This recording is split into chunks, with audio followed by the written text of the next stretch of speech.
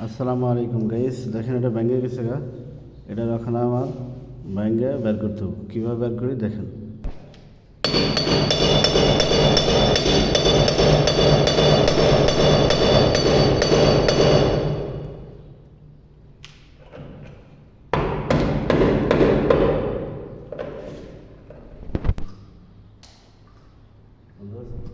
এই জিনিসটা চোকাজ ঠিক আছে নাই, শ্রেণী আমরা কই শ্রেণী। তো এটাতে দিয়ে যদি টাইট হয়ে লাগে বাড়ি দিয়া, তাহলে এটার মশলা দিলে খুলে দেব। আর যদি এইভাবে না খুলে তাহলে উপায়, প্রথমত আমার একটা বেলেট, এভাবে ছোট্ট একটা বেলেট রাখবেন সবসময়, এটা হলো সবথেকে ভালো। তা আমি এটা আস্তে আস্তে কাটতে হবে, আস্তে আস্তে সই করে এক জায়গায় কাটতে হবে, যাতে এই যে পাইপের সিনাটা যে আছে ওই সিনাটা যাতে না ভাঙে, ঠিক আছে। পাইপের যে প্যাঁচ কাটাটা ওইটা যাতে না কাটে, ওটা আপনার বুঝতে হবে যে এটা আমার কতটুকু কাটলে জিনিসটা পাইপের ভিতরে এটা না কাটবো। আমার শুধু কাটার এই হাদিরটা কাটার দরকার।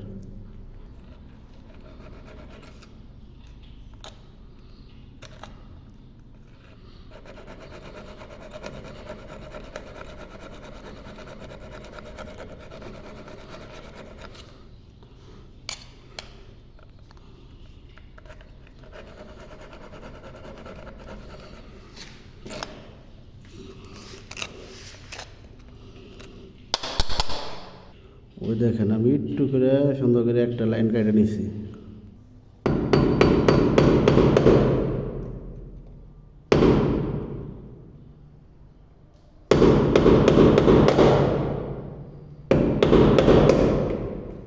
দেখেন আমি আস্তে করে ভেঙে নিছি।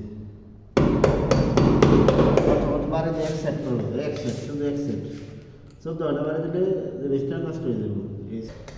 তাহলে আমি হালকা বারে গেছি, ওই খুলে গেছে। যদি আপনারা এভাবে কাজ করেন তাহলে সমস্যা নেই। উপরটা কেটে নিলে এটা হালকা এক সাইড বাড়ি দেবেন, ওর আস্তে আস্তে খুলে যাবে। যত শক্তি থাকুক খুলে যাবে।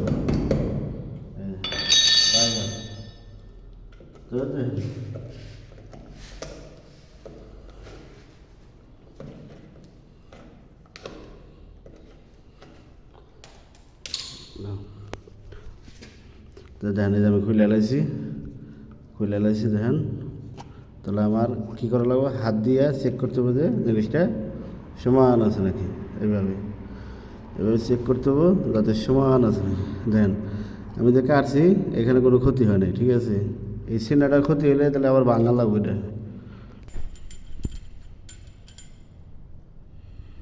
মিলে গেছে। সুন্দর করে এই হাত দিয়ে এক সময় টাইট দিয়ে দিলাম, এক সময় টাইট দিয়ে টেনশন নাই, আরামসে।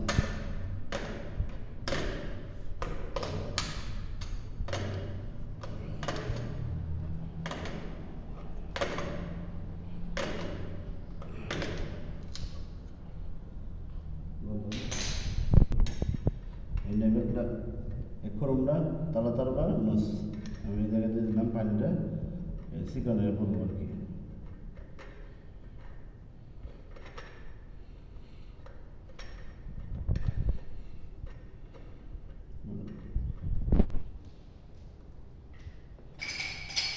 জলের মধ্যে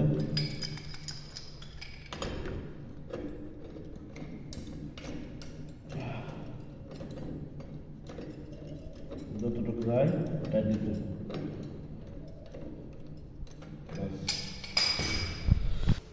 শেষ আমার কমপ্লিট।